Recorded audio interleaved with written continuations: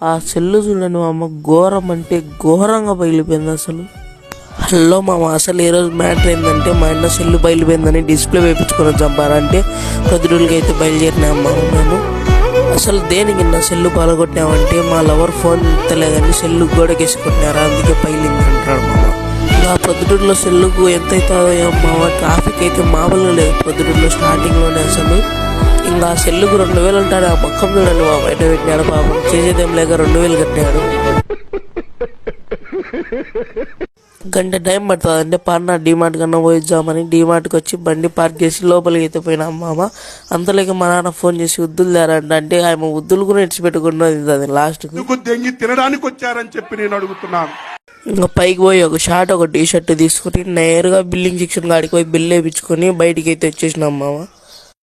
ఇంకా టైం ఉంది పన్నా అని అక్కడ కొంచెం ప్రొద్దుటూరులో తిరుగుదాం పన్నా అని తొడుగుని వచ్చామా ప్రొద్దుటూరుకి.